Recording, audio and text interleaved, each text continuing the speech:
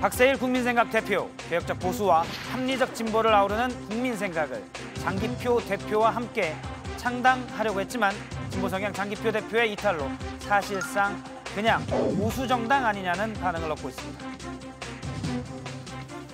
더군다나 여의도에 부는 바람은 아직은 미적지근합니다. 최근 낙천자들을 위협하고 있다는 소문이 도는 국민생각. 찻잔 속의 미풍일지, 패자부활전의 시작인지 오늘 비프앤토크 박세일 국민생각 대표입니다. 네, 스튜디오에 박세일 국민생각 대표 나왔습니다. 안녕하세요. 예, 안녕하세요. 예, 국민생각이 지난달에 창당을 했죠. 예. 지금 대표를 맡고 계시는데 국민생각의 노선, 원래 중도신당을 표방했는데 예. 어느 쪽입니까?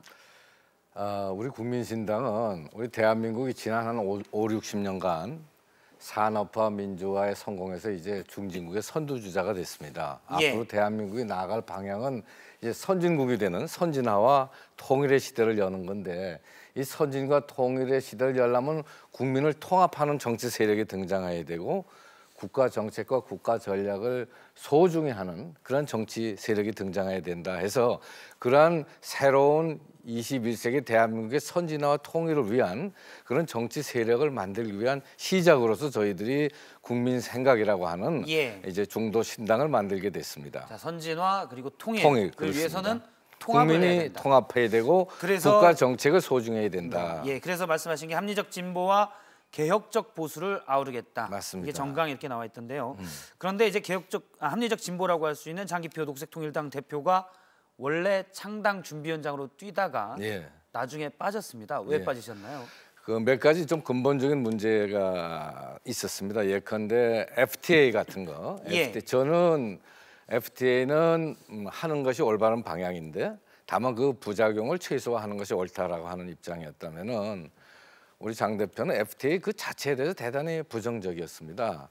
저는 그거는 합리적 진보의 입장이 아니라고 생각을 하는데, 아마 그런 문제도 좀 있었지만은 기본적으로 이제 이 당의 구조를 소위 말해서 공동 대표 체제로 할 것이냐, 당의 효율적 운영을 위해서 단일 대표로 하면서 같이 집단적인 운영을 할 것이냐 가지고 좀 견해 차이가 있었는데, 근데 창준이 운영위원회에서 결국은 당의 운영을 위해서는 공동대표보다는 1인 책임제로 하고 그다음에 집단적으로 같이 운영하는 게 좋겠다는 결론이 나서 그 부분에 대해서 아마 장 대표께서 좀 다른 생각을 하셔서 일단 나가셨는데, 그러니까 장 대표께서 나가신 거는 노선의 문제라기보다는 공동대표가 되지 못할 가능성이 운영 체제에 대한 좀 견해가 차이가 있었죠. 그러나 길게 보면은 우리가 합리적 진보와 개혁적 보수가 만나야 된다는 건 시대의 필연이기 때문에, 시대의 요구이기 때문에 길게 보면 장 대표하고도 또 우리가 같이 힘을 모아 나갈 때가 반드시 가까이 올 것이다. 저는 그렇게 보고 있습니다.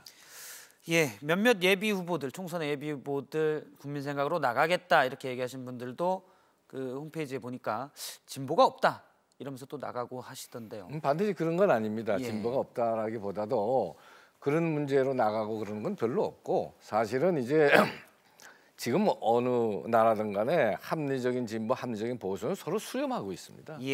우리나라면 이걸 둘로 나눠서 싸움하고 있습니다. 그게 지금 우리나라의 거대 기득권 양당 구조의 근본적인 문제 중에 하나입니다. 옛날엔 지역으로 나누고 요새는 이념으로 나눠서 국민을 끊임없이 갈등하게 만들기 때문에 우리가 이걸 통합하자 하는 게 저희들의 국민생각의 주장이라서, 그 부분이 지금 양당, 기득권 양당과 크게 다른 부분이다 이렇게 말씀드리겠습니다. 네, 다음을 한번 여쭤보겠습니다. 지금 통합을 계속 얘기하셨는데 어쨌든 통합이 좀 될 것 같은 분위기가 좀 있습니다. 왜냐하면 지금 어제 오늘 계속 그 공천자들이 발표가 되면서 그 낙천자들이 이제 독자 출마하겠다. 그러면서 국민생각 쪽으로 또 가지 않겠냐 이런 얘기가 계속 나오고 있거든요. 혹 이제 공천을 받지 못한 현역 의원들 간과 접촉하고 계신 분이 있습니까? 특별히 접촉하고 있지는 않지만은, 예를 들어서 지금 정치권 안에 계신 분들도 국민생각이라는 새로운 정당이 등장을 하고 새로운 주장을 하니까 관심을 갖고 들여다보고 이야기를 들으려고 그러고, 또 우리는 우리 사회에 널려지는 새로운 인재들을 많이 모셔서 국회에 보내드리려고 하는데, 그 인재들 중에는 정치권 바깥에 있는 분들도 있지만 예. 정책 경륜이 있는 분들 중에서도 우리와 뜻을 같이 할 수 있는 분들이 얼마든지 있을 수 있겠죠. 그래서 어떤 분들이 있느냐 우리가 서로 만나서 얘기도 나누고 하는 그러한 교류는 항상 있어 왔고 지금도 있습니다. 지금 현역 의원이 한 명도 없지 않습니까? 예, 생각에? 지금 현재는 저 만든 지가 지금 이제 예. 우리가 당을 만든 지가 이제 한 3주 되니까 예. 현역 의원이 없는 건 너무나 당연하죠. 예. 이번에 총선에서 현역 의원을 만들어서 우리의 정책 이상을 실현하겠다 이렇게 저희들은 계획하고 현역 의원이 있습니다. 몇 명이냐에 따라서 기호가 바뀌는데요. 네. 총선에 들어갈 때 몇 명 정도 현역 의원이 생길 것 같습니까? 글쎄 그 부분은 미리 예단하기가 어렵겠군요. 예단하기가 어렵고 우리가 이제 3번이 되는 것이 가장 바람직하죠. 예. 그런데 어떻게 될지는 좀 두고 봐야 되겠습니다. 원래 국민생각이 창당하기 전에는 이제 3번이 현역 의원들이 좀 나오면서 3번을 받지 않겠냐는 생각도 있었는데 아직까지의 진행 상황을 보면 좀 지지부진한. 뭐 것도 지지부진하다고 얘기하실 수도 있고 예. 폭풍 전야의 고요라고 할 수도 있고 앞으로 이제 여러 가지 변화가 예상된다 이렇게 볼 수 있습니다. 자, 폭풍 전야의 고요다. 한 가지 그 17대 구천서 의원이 제가 보니까 원래 창당 과정에서 참여하려다 나갔다 그래서 그런데 나간 이유가 아까 이제 장기표 녹색통합당 대표랑 비슷한 것들을 말씀에 따르면 그 사무총장 자리와 비례대표 2번을 약속했다. 그런데 그게 안 돼서 나갔다. 맞습니까?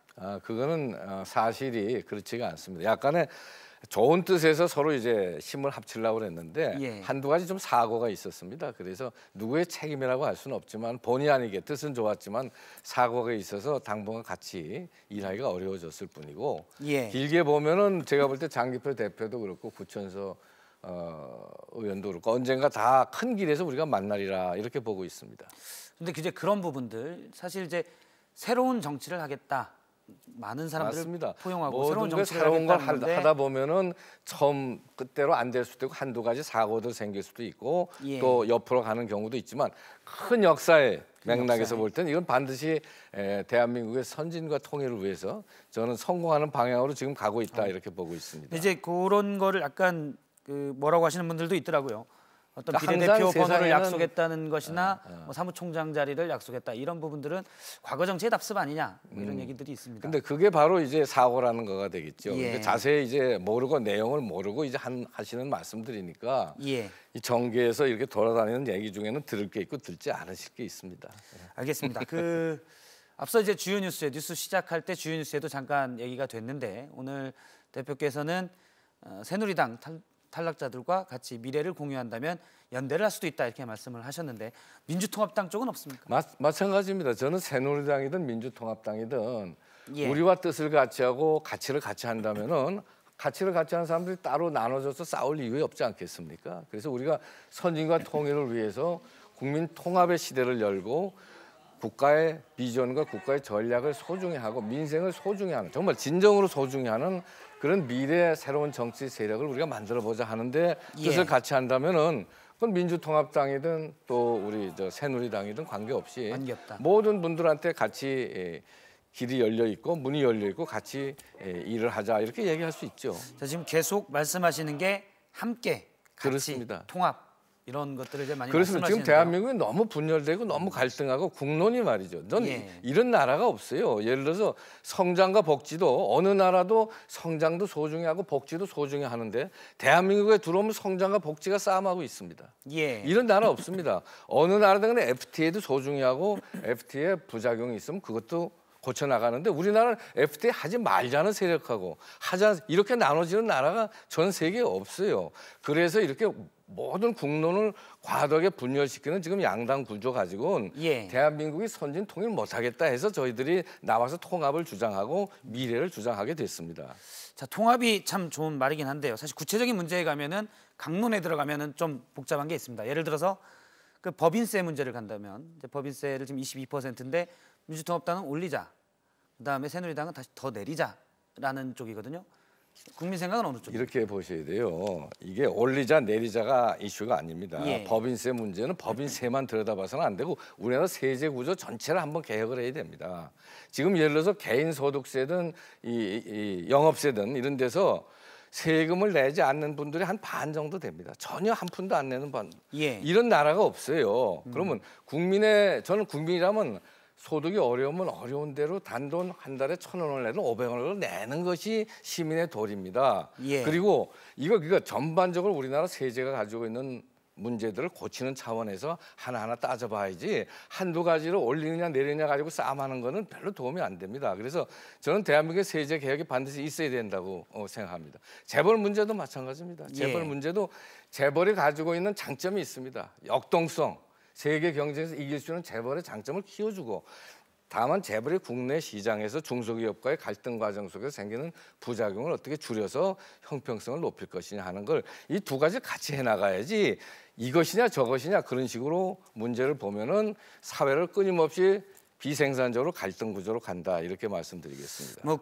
구체적인 방법론으로 가면 사실은 법인세를 올리자는 문제는 법인세를 올려서 세수를 늘려서 복지예산에 쓰자라는 얘기고 법인세를 내리자라는 얘기는 기업들의 세금 부담을 줄여서 나가서 돈 벌어서 경제 활력을 좀 주자. 그렇게 간단하지 않은 것이 법인세를 올리면 법인이 부담하는 게 아닙니다. 예. 그게 소비자가 부담하게 되고 근로자가 부담하게 됩니다. 주주도 부담하게 되고. 그래서 과연 법인세를 무조건 올리는 것이 세수를 늘려서 복지를 늘리는데 좋다. 그렇게 간단한 문제가 아니고 예. 법인세 올리면 그게 전부 다 소비자한테는 전가 얼마든지 될 수 있거든요.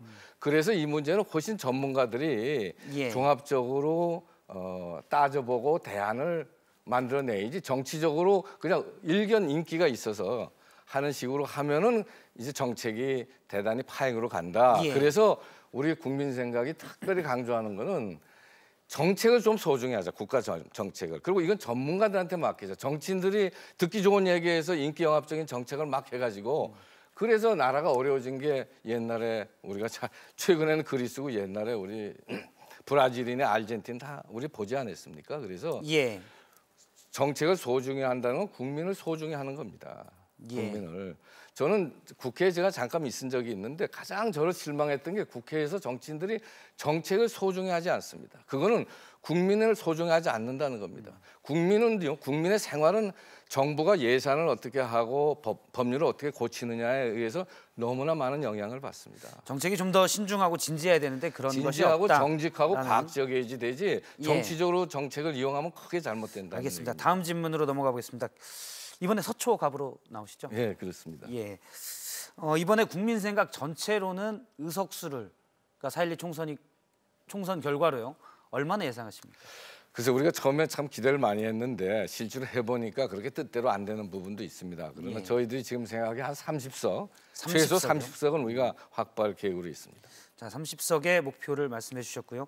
대선 후보도 낼 생각이십니까? 지금 물론 당에서 당연히 대선 후보를 내야 되겠죠. 예, 당연히 지금 내죠. 뭐 논의가 되고 있거나 어떤 영입을 추진하려고 하는 사람이 지금 있습니까? 현재는 지금 거기까지는 아직 저희가 예. 우선 처음 당을 만들어서 총선에 지금 올인하고 있다고 예. 할까요? 그래서 아직 대선 문제에 대해서는 깊은 준비와 얘기가 없습니다만 분명히 대선 후보를 낼 것입니다. 알겠습니다. 오늘 말씀 고맙고요.